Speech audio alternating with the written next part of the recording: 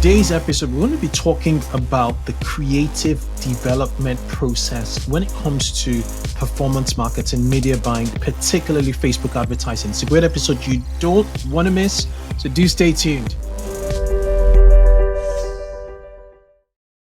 Hey everybody, welcome to the 2X eCommerce podcast show. I'm your host, Kunle Campbell, and this is the podcast dedicated to rapid growth in online retail. We talk performance marketing, we talk about operating e-commerce businesses, and we talk about growth. That is the ethos of this show. Every episode you listen to on this podcast, you develop a hypothesis that you could take in to your e-commerce team, to your e-commerce business, apply, test, and see what kind of results you get. Every week, we try and give you a new test, essentially. We cover, as I said, performance, we cover marketing, we cover psychology, we cover aspects of operating an e-commerce business. We bring in e-commerce operators to really give you their experience so you could pick and choose what applies to your operations, to your team, and just get going.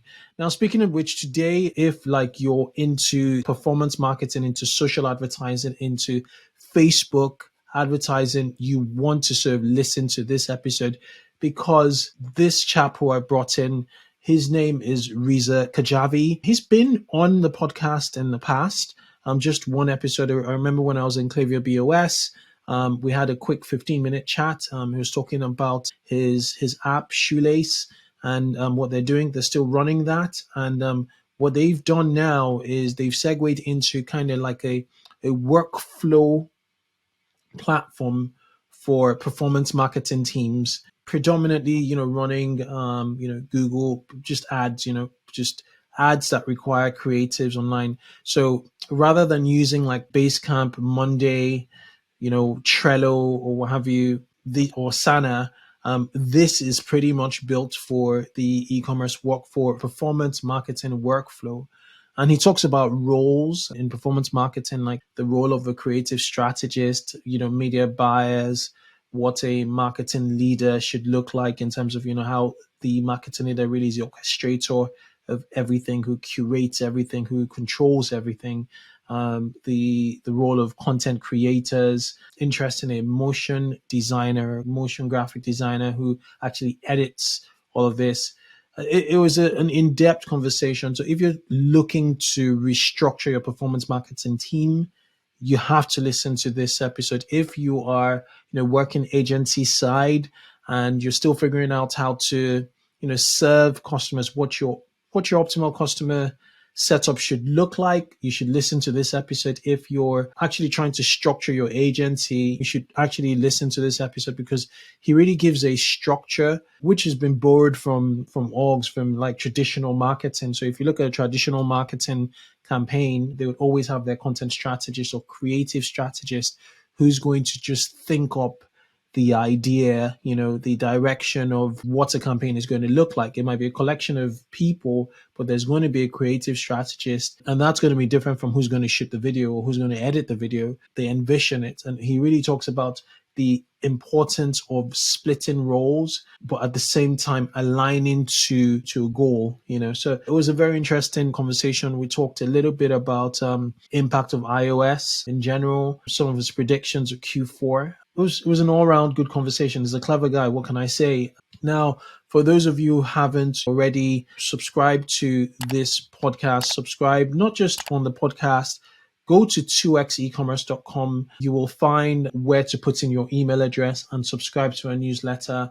We have goodies in stock. We have events, post-events beyond this podcast. We're running webinars. We run web events. And, soon we'll be running some in-person catch-up. So just subscribe on 2xecommerce.com. What else can I say? Enjoy this conversation I had with Reza. He is the CEO of Motion. That's the name of his platform, Motion app, and previous founder of Shoelace. It's a brilliant episode. You just have to tune into. So enjoy this one. Cheers. Hey, Reza. Been a while. How are you doing? I'm doing well. How are you? I'm good. Thank you. I think it was back in 2019. We met face to face back in Klaviyo BOS.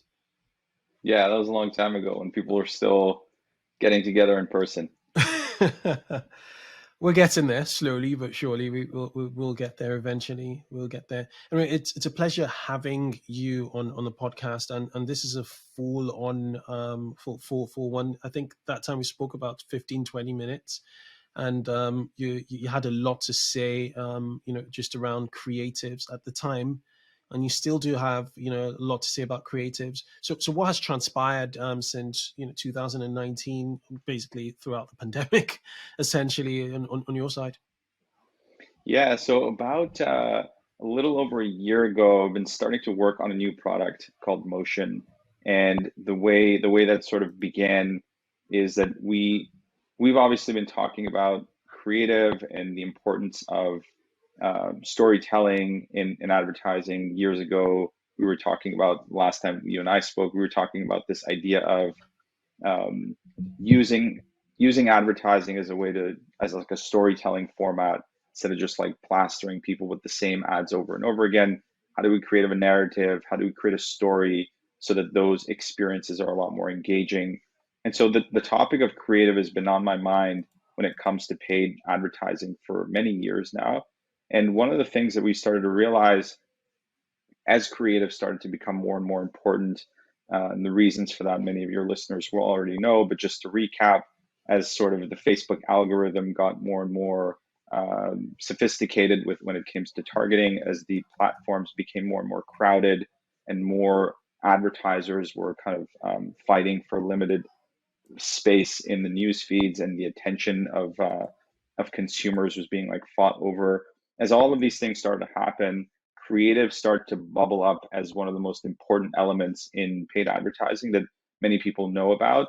And so the question is like, what do you do about it? What happens now that creative is something that's so critical as part of the performance marketing strategy? What needs to happen? What changes in terms of the workflow? And so we started to talk to dozens and dozens of teams just to ask them, what are you doing right now? What's your biggest pain point when it comes to creative? And one of the things we learned pretty quickly was that there was many challenges around creative the teams were having. But for pretty much every team that we spoke to, creative was like a top three priority. And then there was a host of challenges that they were having. And the most central one was this challenge around what is working and why. How do we know what creative is working? How do we know what creative is not working? There's so much data to process, so much reports to create, that teams were having a really big challenge around just figuring out what's working. And then also there was a lot of challenges around like taking those learnings, feeding them over to the creative team, and having the creative team come up with new concepts that are based on learnings and not just based on like everyone's great idea. So how to create that iterative feedback loop so that we learn what's working in Mm. on the kind of paid media side, and take those learnings and incorporate them into the creative. And so those challenges were there. There's also challenges for a lot of people around, okay, I don't have a really great creative process yet. I don't know how to set up a good system to be even like producing creative in the first place. Where do I begin? Am I like hiring photographers? Do I need to like become a director? Do I work with influencers? So there's like a lot of challenges people are having too around how to create high quality performance creative on a budget that works is a Mm. really big challenge for folks. And so anyway, I've been like just delving into this problem for quite a bit. We built a new product called Motion, which helps teams around this and helps them figure out what's working, which we can get into. But like that's what I've been focused on for the last little bit. Motion sounds interesting. I've been on the website, and yeah, my takeaway from it, from a top level standpoint, is just more around refining the creative development process. Um, and I like a thesis in regards to just ensuring that there's this feedback loop, and speed is very important in creative development. My question, just throwing this in the can, really is, um, do you not get the data in Facebook Ads Manager? Why the need for a tool, for another sort of stack in your media buying tech stack? There's so many other tools out there. Why should we use a tool to manage the creative development process? Yeah, it's a good question. One of the things that from your listeners, there might be many who have like gone through this process where basically at the beginning of this problem, you're like, okay, creative is really important. I need to get my act together and I need to produce more creative. So you're figuring out that problem. Once you get that problem solved and you start to scale that process and you have a lot of creative running, you might have an ad account with like 100 or 150 pieces of creative running in it, and you get to that level.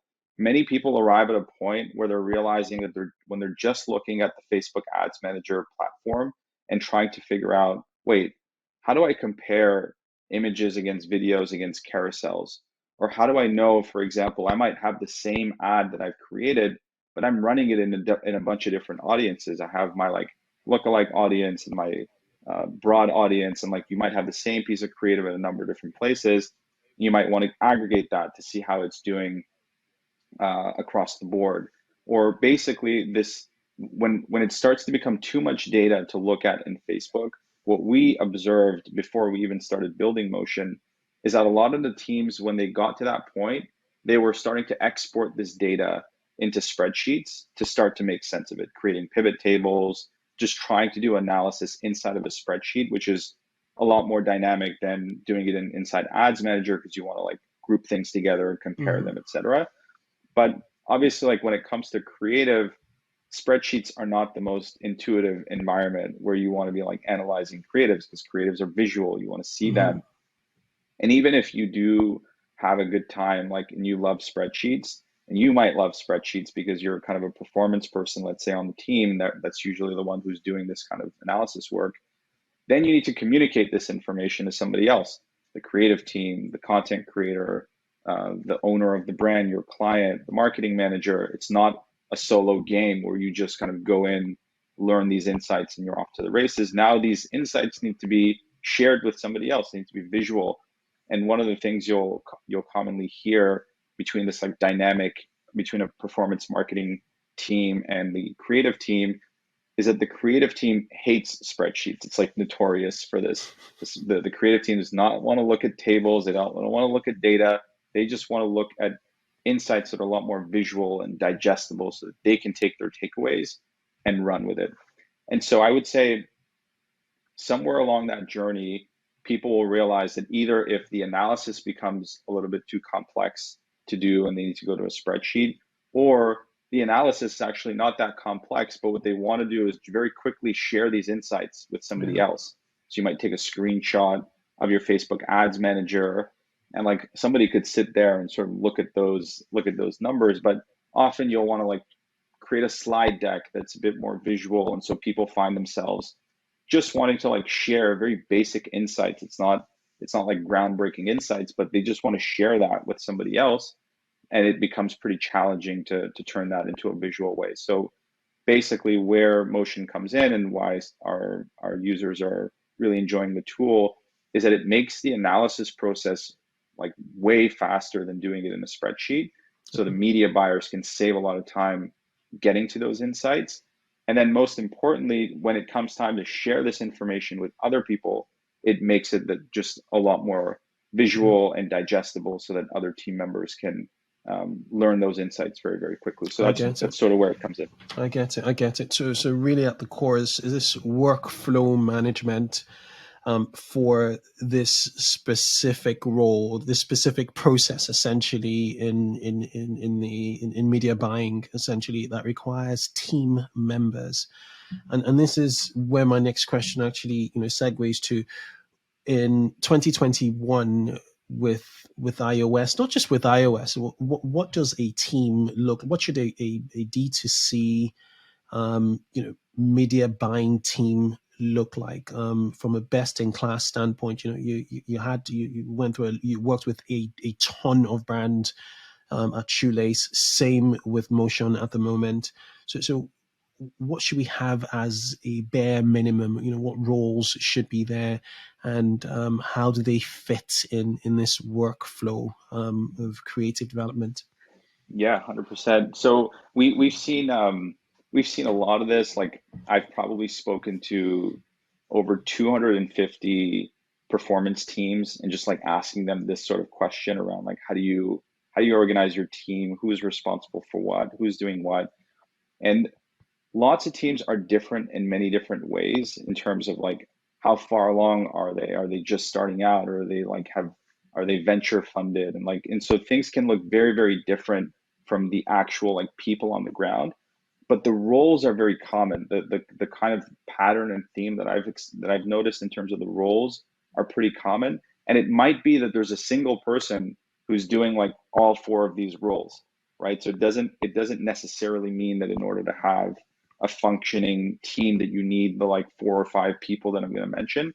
But these four or five roles seem to be critical in order to get the media buying operation like working well. Um, and so the two main roles that I would think about is one is the media buyer and one is the creative strategist. So there was a time where, for example, like the creative has always been important. You've always had teams that have taken it super seriously and have put in the effort. But for many years, Facebook advertising was sort of on easy mode, where you can take like three or four pictures and kind of scale them in a way Yeah, that would make you very, very profitable. But yeah. as that arbitrage opportunity kind of went away, the effort that everybody needs to do in order to participate in this arena is a lot more around like, okay, we got to get serious about creative. And so what does that mean? What does that look like? And that introduces the role of the creative strategist. Everybody sort of knew the media buyer, right? The person Hmm. sitting Hmm. behind Facebook ads manager, running tests, running the campaign. So that role is obviously still there. But then there's this new role that's forming. And then when I say new, I just mean that like it's a lot more common, more people need it. Whereas Yeah. back in the day, you could sort of get away without it. And that role is the creative strategist role. And this is a person who isn't necessarily a designer, is not necessarily a person who's like shooting content, but Hmm. this is the person who's thinking about the why behind the creative strategy. So Right. what kind of assets are we building? Why are we building those? What kinds of hooks are we going to use in this creative? What's resonating with our users? How does this fit into like our unique selling proposition? So like the person who's really thinking about building creative in a way that communicates the value propositions of the brand, but is also thinking about it in a very performance oriented way. So it's not enough to like build a piece of creative that talks about the brand or talks about the brand story, and all of those things need to be included in the creative, but it's also got to be very performance oriented, which means Hmm. like the first 3 seconds really matter, making sure that the right hooks are in the piece of creative really matter. And so it's serious work for somebody to be owning this like work. And I've seen a lot of times where you might have a really talented media buyer who's sort of also doing this. If you have somebody like that on your team, like hold on to them forever, because they're really valuable. If you have somebody Yeah. who's on the media buying side and also kind of wearing a creative strategist hat, Yeah. and that's incredible. So if you're a media buyer and you It want to reminds develop that, reminds me of a web developer and web designer sort of yeah, there you go. role. You can hardly find There you go. That's someone who's exactly right. brilliant at both. Yeah. Yeah, yeah.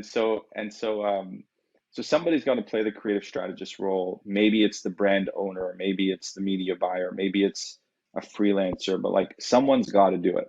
It could be done by the same person, but that's the sort of first pillar that I would say, that someone's got to do this role. And then you have, okay, how do the pieces of creative actually then come to life? And then you have two different components from there. One is the content creator. So you have to like shoot the videos, shoot the photos, you need to bring the assets to life. Yeah. And I've seen a lot of times teams are kind of staying away from really expensive, high cost studio production stuff, Hmm. and just working with influencers, content creators, stuff that's shot on an iPhone camera. It's like Right. that stuff works. It's okay to start with that. But the creative strategist wouldn't just go and tell a bunch of influencers, hey, here's my product, make me a bunch of ads. The creative strategist would be scripting those and Yeah. be very Follow deliberate script. about, Yeah, absolutely. you're a talented content creator and I want to work with you on this, Yeah. but here are the things that I need Yeah. in my ad. We can talk You're right. about how does this Right. person figure out what to include. You're So right. works with the content creator, develops a lot of these assets.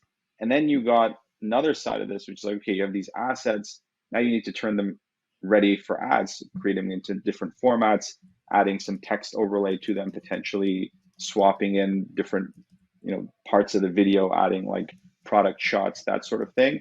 And so for that, you need like a motion designer, a graphic designer, somebody Yeah. who's not necessarily shooting the assets, but Yeah. editing them behind Yeah. the Editing computer to them. make Yeah. them Yeah. Yeah. kind of Yeah. thing.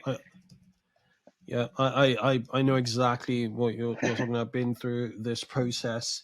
Let's go back to any other roles before I ask a very specific question. So you talked about the the media buyer, creative strategist, content creator, and this motion designer, graphic designer who's going to stick all the assets together. Yeah, Is there any other number 5 role essential in this yeah, workflow? yeah. Well, you can think of like the person in charge of all of this, right? That could be the brand Mm, owner. It could be the head of marketing. mm, There usually is somebody who's not a media buyer, not a content creator, not a creative strategist, mm. not any of these things, but just sort of like the what do you call that person in front of an orchestra? The conductor, I think. The Is that conductor, right? yes, The yes. conductor, right? Just making sure that everything's like information is flowing from one team to another and there's Hmm. harmony around this operation. It Hmm. usually does take a person to do that as well. But like I said, I've also seen like all of this done in a single person. Like it's possible, but just kind of even if you're a single person, compartmentalizing these roles and Yeah, realizing that these are the various different hats to wear absolutely. can be very effective if you don't have the budget to Yeah, hire each of these roles. yeah. It just depends on the complexity of operations and how big the org is really to determine whether these would be individuals or some of these roles would be consolidated into one. Now, Yeah. I think the role that really stands out for me is the creative strategist, and it sort of circles into a point. I don't know whether you know David. I think his name is David Coyle. He's from Structured Social, Hmm. and he did a presentation up in Commerce Excel, and he talked about the fact that brands are now rather than testing just asset testing, iterations, real quickly, they're testing ad angles. So they're not just looking at, let's try this ad with a green dress and, just changing all that. They're looking at what is this ad saying? What's the message of this ad saying? And they're siloing it to landing pages. So there's congruence, and obviously that is also siloed with audience targets that those messages actually speak to. Now, with all of those moving parts, would you say the creative strategist has to sort of figure out what the landing page should look like, um, in along with just the focus, the direction of what the creatives will look like? Because there's one step attracting people, eyeballs, and clicks through to your website, and there's another as to what happens when they get to your website. What would you have to say to that? Yeah, exactly. Yeah, so that's where what I've seen is like whoever is the person that's doing the edits, right? The person who might be creating edits to the video or the Hmm. images to make them ad ready. That person, more often than not, is also helping with landing page edits too, to Okay. very much your point, add that congruency between the content in the actual ads and the landing page. And so usually it's like the same kind of technical skill more or less. So you could have that person on the team helping out with landing page work as well, or assets Hmm. that need to go to a landing page. But yes, that's definitely part of it to make sure that the landing page is being kind of tested as well as the Hmm. creatives that are being sent. And Hmm. so there is a lot of responsibility that falls on the creative strategist. But Hmm. I talk about this role as if as if it exists on every single team, and it doesn't. Like a lot of teams don't necessarily have an individual person who's doing this, but it's sort of like everyone maybe chips in together to fulfill this role. So, the designer might pick up some of this work, the media buyer might do that, Mm-hmm. the head of marketing might. The ideal scenario is as you get big enough, you have like one dedicated person to do all of this, because as we can see, there's a lot of work to do there. Yeah. But again, if you don't have such a person, no big deal. But just knowing that like these are the sorts of things that need to happen. And I liked what you said around the ad angles, and just thinking about not just experimenting with random things like I'm going to make this green and I'm going to try a different color, and really trying to dig into the angles and the themes for why they're testing different ads. Um, Somebody who I really respect, Nick Sharma, said something really interesting around this idea around how to come up with those hooks Mm-hmm. or themes that are going to be really relevant to your audience. And Mm-hmm. I just thought it was a really great idea, so I'll share it with your listeners. Mm-hmm. And basically, his idea was, instead of brainstorming and people just sitting around in a room and being like, what should the theme be or what should the angle be? There's no reason to guess. You just go to your reviews and you see what the customers are saying, or you Mm-hmm. go to the past ads that you've run and the comments that people may have left on their ads, and people are talking about the things that really stand out for them. So it might be like, Mm-hmm. this particular product, people really loved it because it helped them achieve X in their life.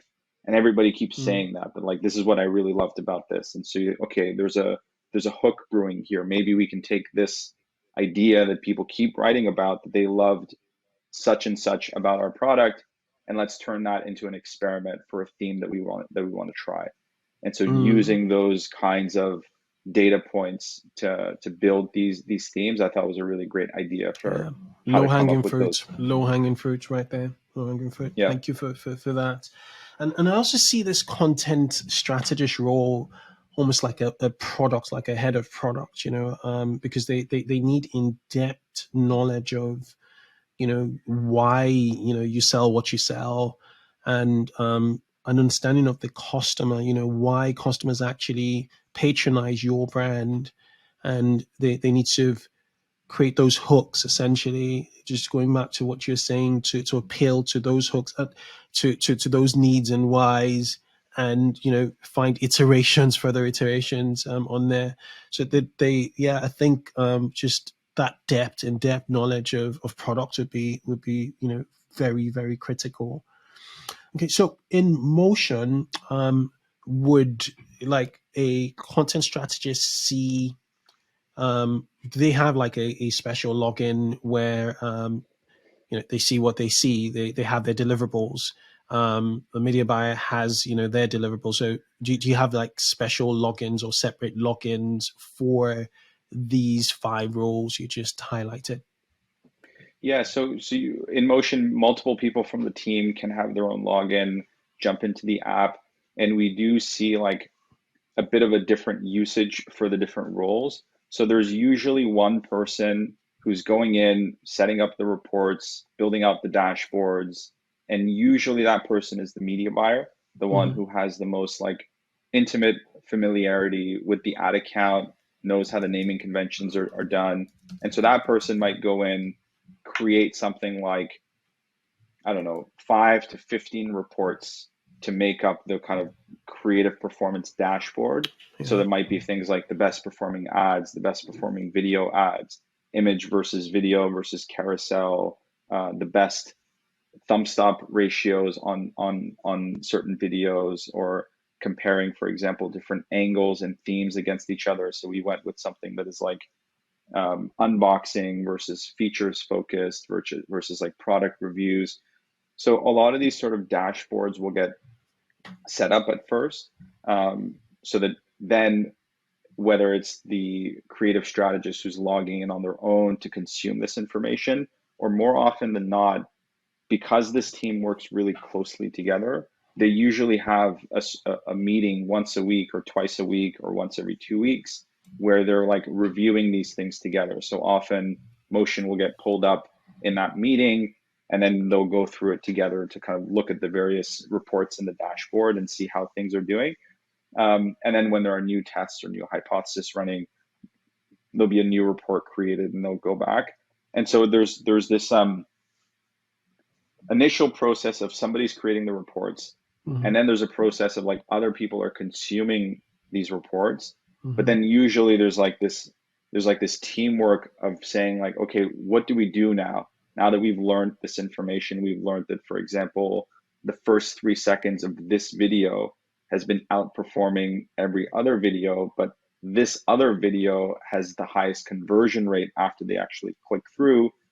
Then there's a decision made of like, okay, let's take the first 3 seconds of this video that's really stopping the scroll and getting people to consume, and let's apply it to the video that we've been running that has the highest click-through rate, so that we can send more people into the funnel of that particular video.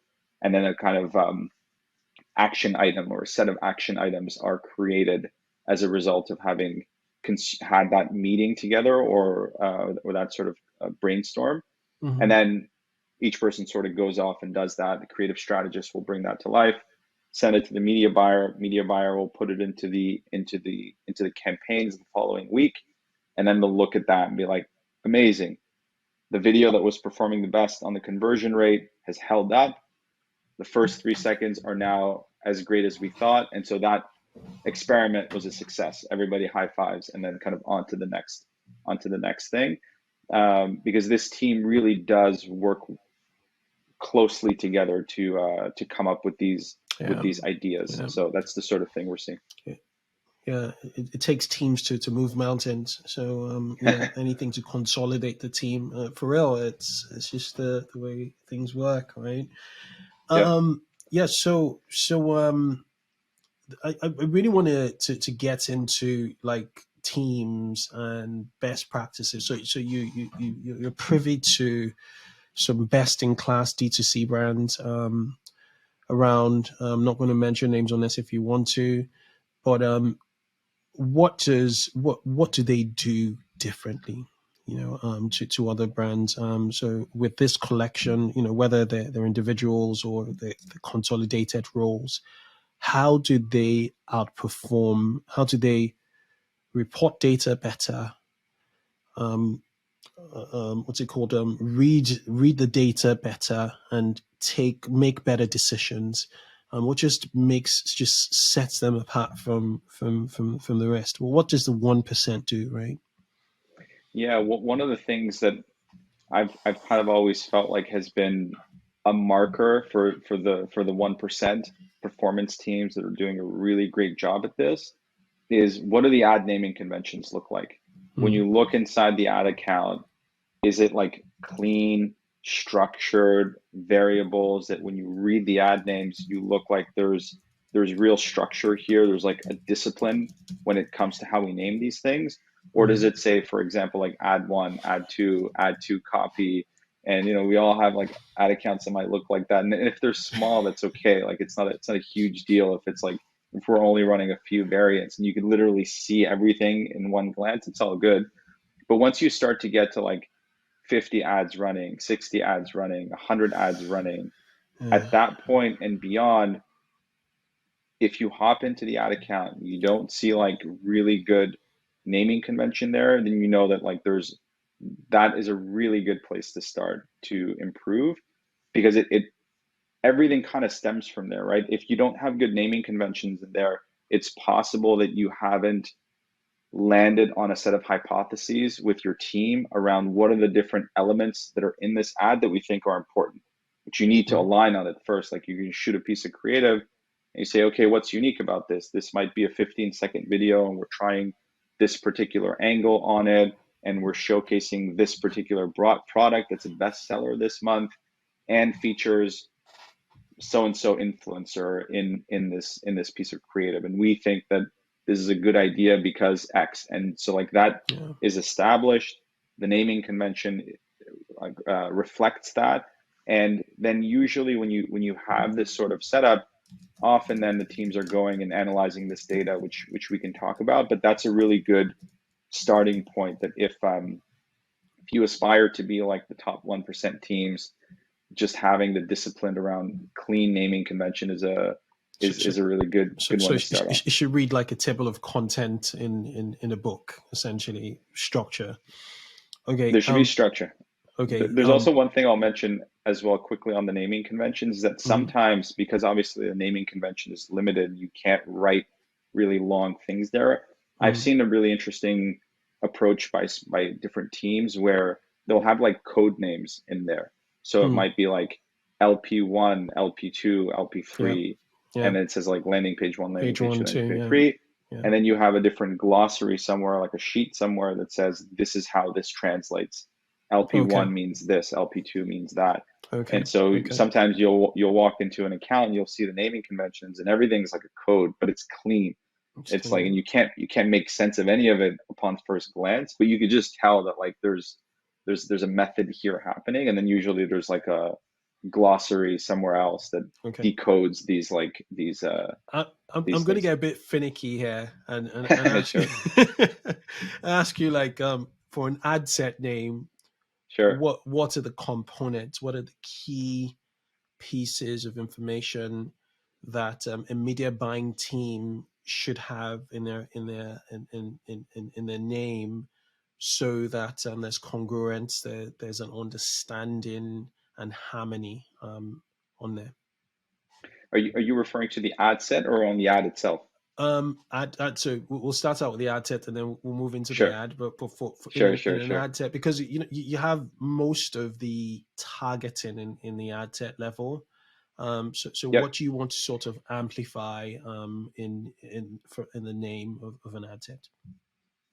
Yeah, so ad set usually people do a decent job with the ad sets from what I've seen because it's Mm, pretty simple. You kind of just reflect some of the choices you've made. So for example, is it what is there a certain geography that we're targeting? You might yeah, put it there. Is it CBO or ABO? And you might yeah. put that there. Is it, for example, a lookalike audience, or is this like a broad targeting? And so you might put like targeting, bidding strategy, geography if that's there, and usually like those are the sorts of things.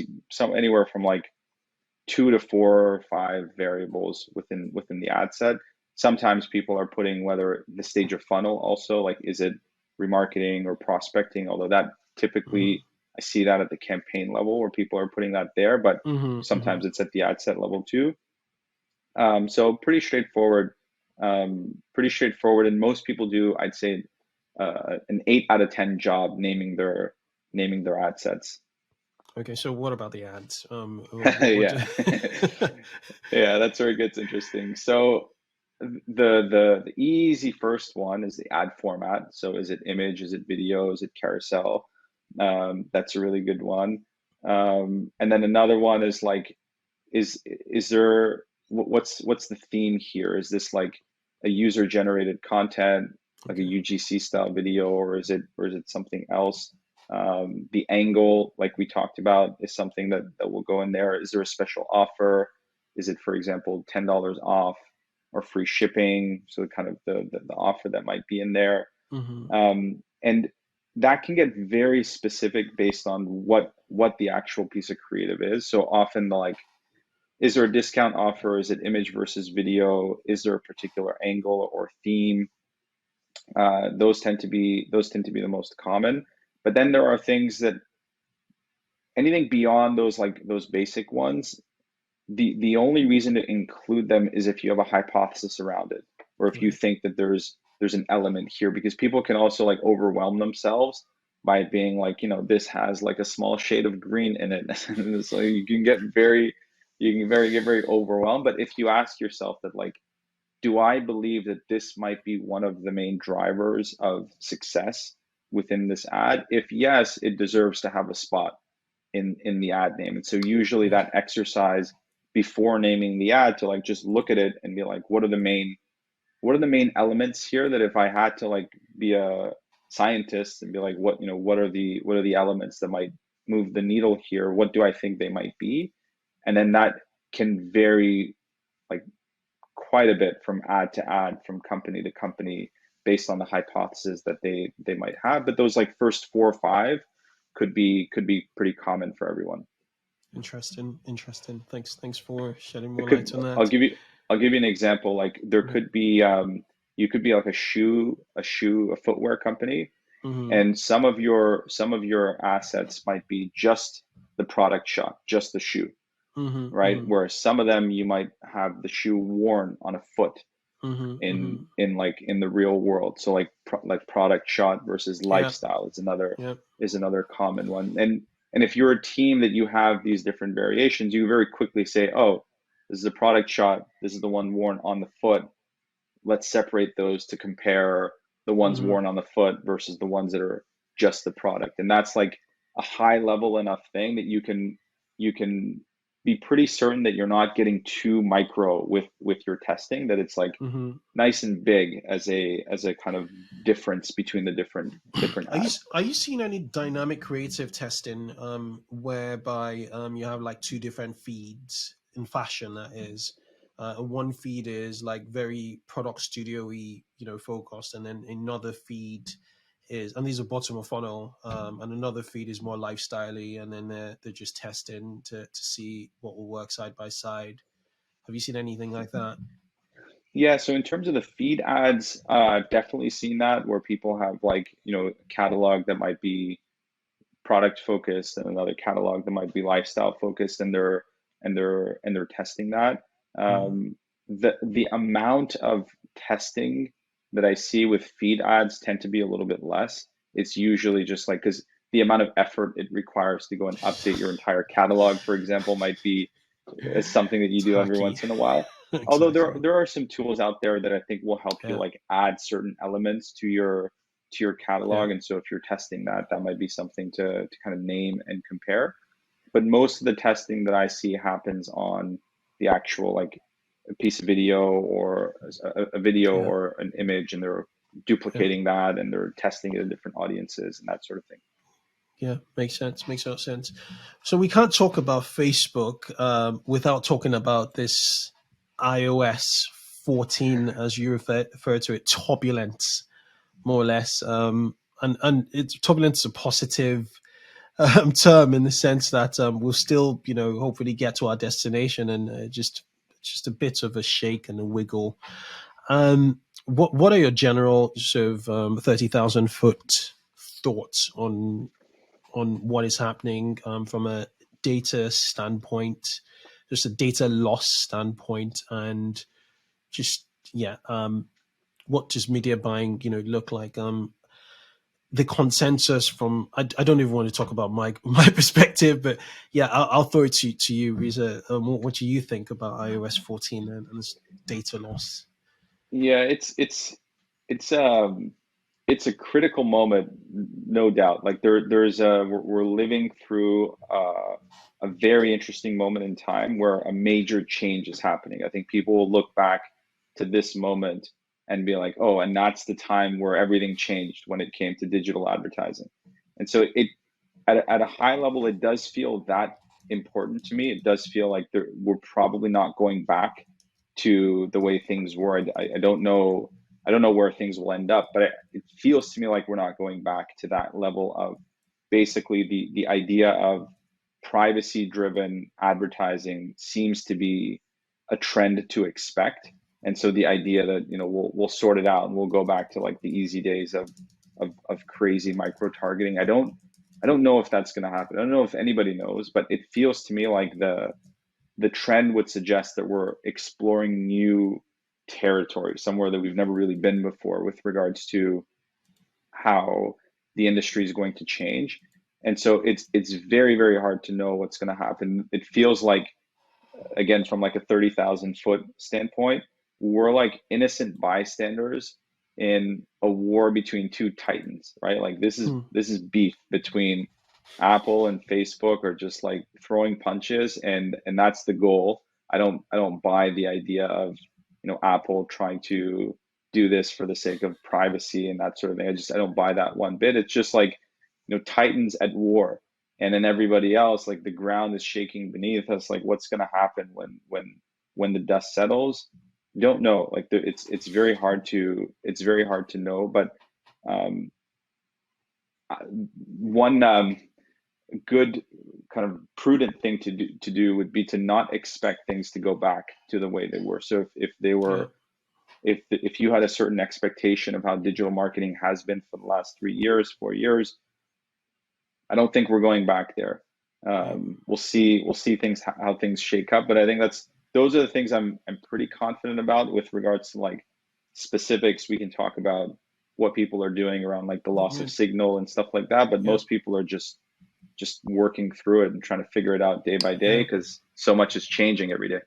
I could name a podcast, a podcast episode, privacy driven advertising. That's a great way to coin what's happening. But my thoughts are like, it's not every D2C brand had the boom, but majority had a boom last year in COVID, and it was unprecedented. Some quadrupled in GMV, others doubled, others tripled, and then this happened.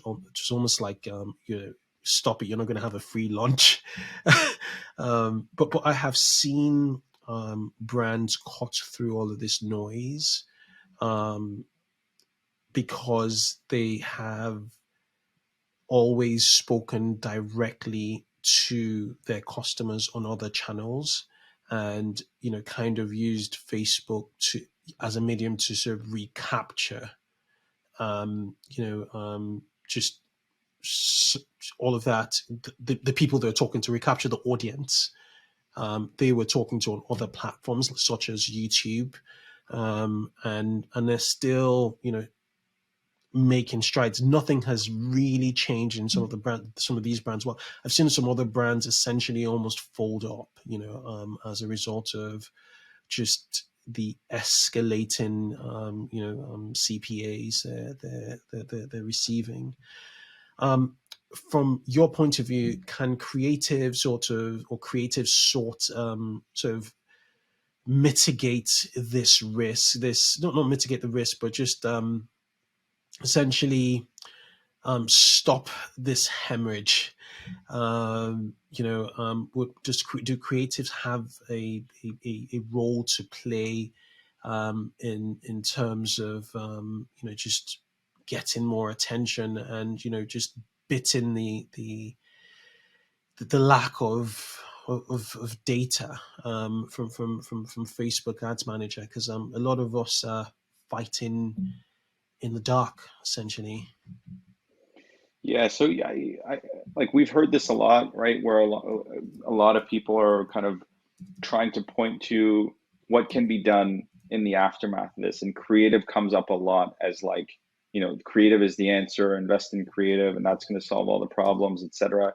But I think the challenge is that it's deeper than that. It's like, obviously creative is important, but I think the lens with which people might be thinking about it is like creative would be the new hack. Like, this is how you might hack the algorithm. And I think that the biggest change that's happening is that like we need to cool it with the business of like hacking the algorithm. Like that's the sort of thing that's changing.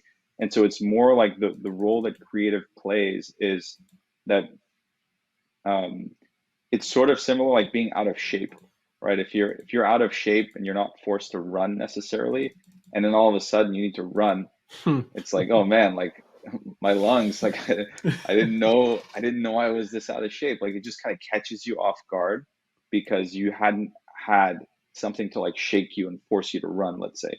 Then when that happens, it's like, okay, what's going to help? Maybe learning how to breathe better, or like there's so many things that you then need to do if you're put into a situation where you were out of shape once and now you're forced to kind of improve your endurance. And Mm-hmm. creative is an example of that. Maybe for a while you were able to get away with like really great performance without having a great operation, without having great way to like build new creative, test new creative, that sort of thing. And so to the extent that creative is important, it's important to build the muscle of creative and be the kind of organization that, like, there's everybody's workload just went up a lot. Like we got used to being able to do things and sort of play on easy mode a little bit, especially with the it's funny, right? Like right before we get into this, we go to a year of like crazy boom. So Facebook advertising was hard for the last couple of years, and then all of a sudden after COVID, it's like this like nice freebie boom for everybody, almost like as a going away present. Everybody got like one last year of like of a good time. And so it just like, to me, the answer is like looking at our businesses and being like, what are the things that we've been um, neglecting and not taking seriously that we now need to. So like thinking about how do we um, build more relationships with our customers, how do we build our own audience, all of the sort of things that you will hear in the list of things that are important to do. All of those things, they're the right things to do, but they're not overnight things. They're not things that are gonna, you solve them and then we'll go back to the way that things were. It's like, it's really hard. It's hard for everybody. And the only way to survive is to stop neglecting some of the things that we know we've been neglecting for the last few years because it's been easier. And there's no guarantee that that's going to solve it either. It's not, it's kind of unfortunate. It is a really kind of unfortunate situation, but it's better to acknowledge that quickly and then try our best to like improve our fundamentals so that we can stand a chance. But it's not easy. I feel like a lot of small businesses are not going to be equipped to like adapt as fast and don't have the budgets to do so. So it's like not a good time for sure for a lot of people. Yeah, working capital, working capital funding companies are having a field day right now. They're funding lots of performance marketing campaigns, and then we also have the issue with shipping. Anyway, we can go on and on and on. I thoroughly enjoyed this conversation, Reza. For people who want to find out more about Motion, it's motionapp.com. That's MOTION app.com. It's a workflow platform for performance marketing teams. Where do you hang out most, Reza, on social media? How can listeners follow your fine work? Yeah, I'm on Twitter. I go through sprints on Twitter. Sometimes I'm more active there. Sometimes I'm less when I'm like deep into work. But Twitter is usually where I am. You can find me at Reza Khadjavi on Twitter, and you can send me an email as well, Reza@motionapp.com. Happy to connect with anybody who's interested in these ideas. Lovely to have you on, and thank you for coming on the 2x eCommerce podcast. Thanks, Kunle. It was a pleasure.